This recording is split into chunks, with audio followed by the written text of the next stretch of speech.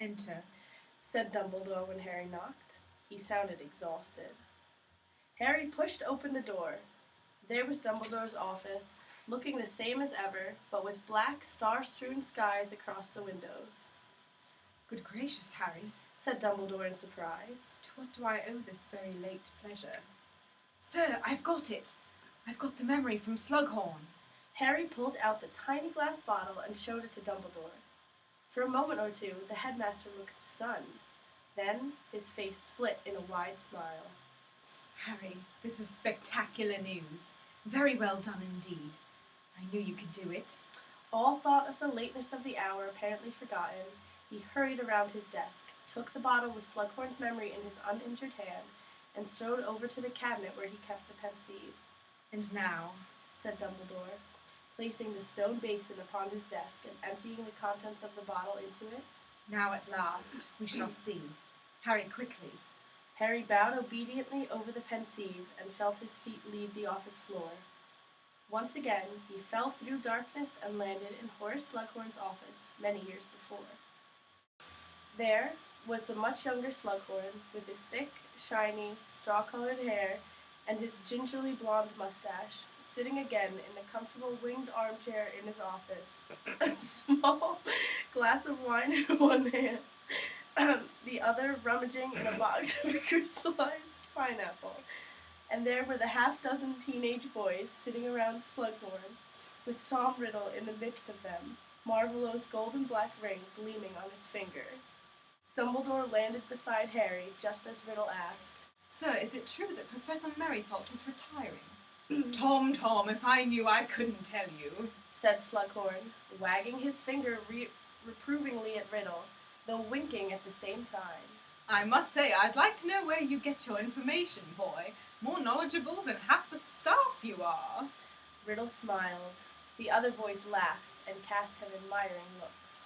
What with your uncanny ability to know things you shouldn't, and your careful flattery of the people who matter. Thank you for the pineapple, by the way. You're quite right. It is my favourite. Several of the boys tittered again. I confidently expect you to rise to Minister of Magic within 20 years. 15 if you keep sending me pineapple. I have excellent contacts at the ministry. Tom Riddle merely smiled as the others laughed again.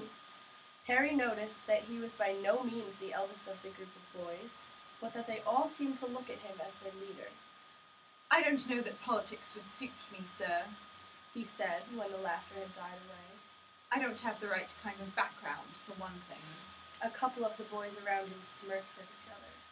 Harry was sure they were enjoying a private joke, undoubtedly about what they knew or suspected regarding their gang leader's famous ancestor. Nonsense, said Slughorn briskly. Couldn't be plainer you come from a decent wizarding stock, abilities like yours. No, you'll go far, Tom. I've never been wrong about a student yet. The small golden clock standing upon Slughorn's desk chimed 11 o'clock behind him, and he looked around. Good gracious, is that the time already? You'd better get going, boys, or we'll all be in trouble. Lestrange, I want your essay by tomorrow, or it's detention. Same goes for you, Avery. One by one, the boys filed out of the room. Slughorn heaved himself out of his armchair and carried his empty glass over to his desk. A movement behind him made him look around. Riddle was still standing there. Look sharp, Tom. You don't want to be caught out of bed after hours, and you are a prefect. Sir, I wanted to ask you something. Ask away then, my boy, ask away. Sir, I wondered what you know about Horcruxes. Slughorn stared at him, his thick fingers absent-mindedly caressing the stem of his wineglass. Project for Defense Against the Dark Arts, is it? But Harry could tell that Slughorn knew perfectly well that this was not schoolwork. Not exactly, sir, said Riddle. I came across the term while reading. I didn't fully understand it. No, well, you'd be hard-pushed to find a book at Hogwarts that will give you details on Horcruxes, Tom. It's very dark stuff indeed. Very dark, said Slughorn.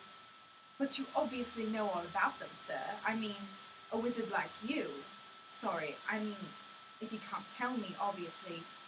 I just knew if anyone could tell me, you could, so I just thought I'd ask. It was very well done, thought Harry. The hesitancy, the casual tone, the careful flattery, none of it overdone.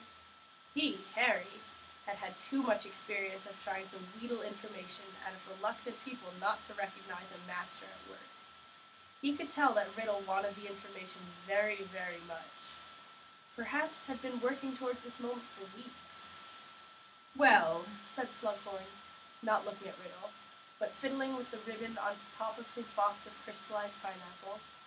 well, it can't hurt to give you an overview, of course, just so that you understand the term. A Horcrux is the word used for an object in which a person has concealed part of their soul. I don't quite understand how that works, though, sir, Said Riddle. His voice was carefully controlled, but Harry could sense his excitement. Well, you split your soul, you see, Said Slughorn. and hide part of it in an object outside the body. Then, even if one's body is attacked or destroyed, one cannot die, for part of the soul remains earthbound and undamaged. But of course, existence in such a form. Slughorn's face crumpled, and Harry found himself remembering words he had heard nearly 2 years before. I was ripped from my body. I was less than spirit, less than meanest ghost, but still I was alive. Few would want it, Tom, very few. Death would be preferable. But Riddle's hunger was now apparent. His expression was greedy. He could no longer hide his longing. How do you split your soul? Well, Said Slughorn uncomfortably. you must understand that the soul is supposed to remain intact and whole. Splitting it is an act of violation. It is against nature. But how do you do it? By an act of evil, the supreme act of evil. By committing murder. Killing rips the soul apart. The wizard intent upon creating a Horcrux would use the damage to his advantage. He would encase the torn portion. Encase, but how? There is a spell. Do not ask me. I don't know. Said Slughorn, shaking his head like an old elephant bothered by mosquitoes. Do I look as though I have tried it? Do I look like a killer? No, sir, of course not. Said Riddle quickly. I'm sorry. I didn't mean to offend. Not at all, not at all, not offended. Said Slughorn gruffly. It's natural to feel some curiosity about these things. Wizards of a certain caliber have always been drawn to that aspect of magic. Yes, sir, Said Riddle. What I don't understand, though, just out of curiosity, I mean, would one Horcrux be much use? Can you only split your soul once? Wouldn't it be better, make you stronger, to have your soul in more pieces? I mean, for instance, isn't 7 the most powerfully magical number? Wouldn't 7... Merlin's beard, Tom! Yelped Slughorn. 7! Isn't it bad enough to think of killing one person? And in any case, bad enough to divide the soul, but to rip it into 7 pieces. Slughorn looked deeply troubled now. He was gazing at Riddle as though he had never seen him plainly before. And Harry could tell that he was regretting entering into the conversation at all.